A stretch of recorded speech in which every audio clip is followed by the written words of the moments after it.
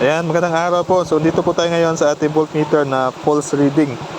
Ayan, so makikita nyo dyan, umabot siya ng 41 volts pataas. So yan is safe po. Hindi pa yan siya nag-overcharge. Kasi pag nag-overcharge yung ating motor, yung ating mga ilaw, mapupundi na yung ating headlight at saka taillight. So yan is pulse reading. Kapag ganyang voltahe, hindi na aandar yung motor mo. Kasi magkakat na yung ating fuse. At yung ating mga ilaw sa dashboard is may mga pundi na. So yan, no, makikita nyo sa ikalawang voltmeter natin, naka full wave yan, kaya 14.8 yung kanyang max. Pero dito is, yan, no, umaabot siya ng 40. Yan, minsan naman 80 something, ganyan. So safe po yan. So huwag kayong maglala kasi pulse reading po yan. Kung kabado talaga kayo, pwede nyo kapain yung battery ninyo kung mainit ba. Pero masasabi ko sa inyo, 20 volts pa lang, hindi mo na makikitang mag-on yung motor kasi sasabog na yung mga ilaw niyan. So pag ganyang voltage, huwag kayong mag-alala kasi maraming nag-message sa akin na nagpanik sila. Sobrang taas na ng reading ng kanilang voltmeter. At sinabi ko sa kanila na wala bang napundi na ilaw, wala naman daw. So pinalitan lang na ng bagong voltmeter at nagiging okay na. Ang delikado kasi nito, kapag nagpanik ka, pumunta ka sa shop, tapos dito lang kayo nagbase, hindi kayo nagtry na ibang voltmeter, kahit anong gawin nyo sa regulator, stator at saka mga wiring, hindi nyo masosolve yan. So kailangan, kung kabado ka, mag-try ka ng digital tester, i-direct mo siya sa battery or ibang voltmeter. Kasi sabi ko, pag ganyang voltage, hindi na yan makikita sa voltmeter. Mismong voltmeter natin, sasabog din yan or masasunog na yan sa 20 volts pataas kasi pang 12 volts lang to.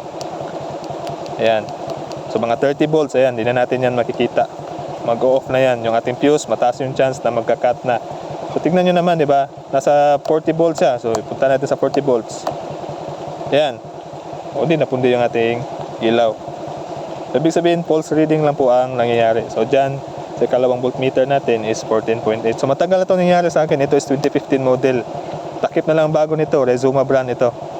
So dati, na-shock ako na umabot siya ng 42. First time itong nangyari sa akin noon. First time sa akin nangyari noon. Napansin ko na okay pa naman yung lahat ng ilaw ko. So ibig sabihin, pulse reading lang siya. At mga ilang araw, nagiging okay naman siya. Ito, nangyayari lang to sa akin siguro mga twice a year, mga ganun. Depende sa basa. Kasi sobrang lakas ng ulan kagabi. So, yun lang po yung payo ko. Huwag kayong mag-alala.